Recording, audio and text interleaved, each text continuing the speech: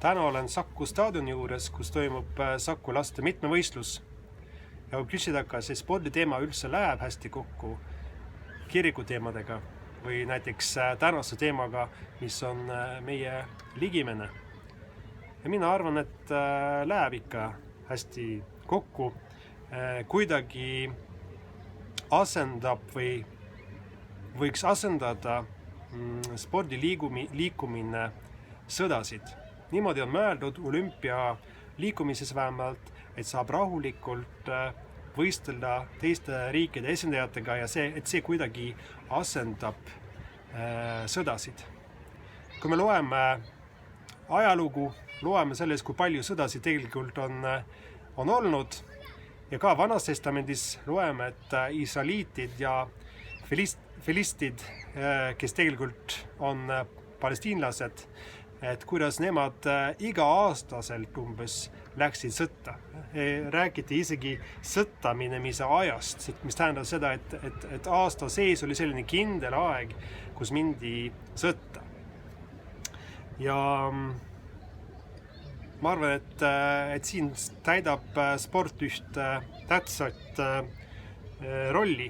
Olümpiamängud üks motto on, et pole kõige tähtsam võita, vaid nagu elus on kõige tähtsam, et sa võitled.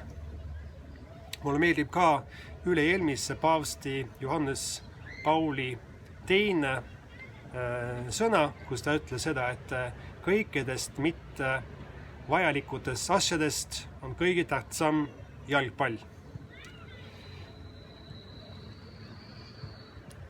Läbi sporti saab ka näidata ligimeeste armastust. Mulle väga meeldib see, kui kaks võistlejat peale võistlust õnnitlevad üksteist, võib-olla näitavad tegelikult armastust üksteisele, sest saab ju tegelikult olla kaks parimat sõpra, kes võitlevad ja võistlevad üksteise vastu.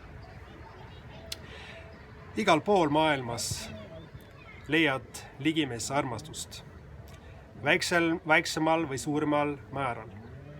Mis oli väga eriline Jeesusega oli see, et tema õpetas, et me peame ka armastama oma vaenlasi. Vaenlasarmastus. Ja ta ütleb, et seda teeb Jumal.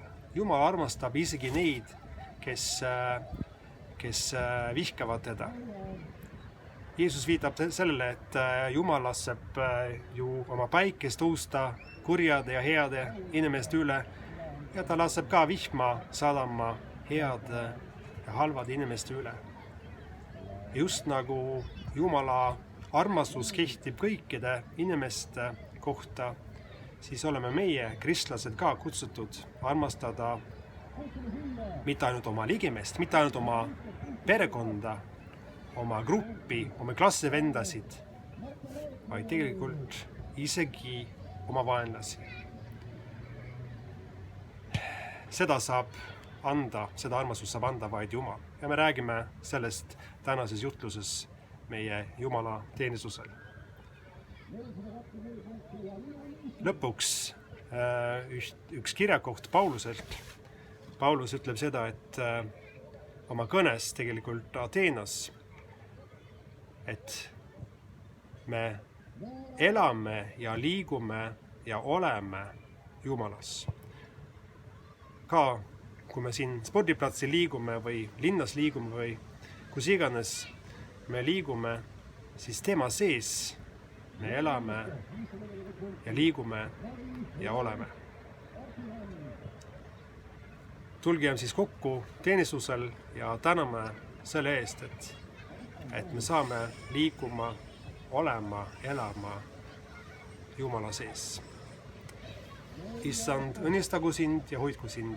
Issand, lasku oma paale paista sinu peale, olgu sulle armuline. Issand, tõsku oma paale sinu üle ja andku sulle oma rahu, Isa, Poja ja Püha Vaimu nimel. Aamen.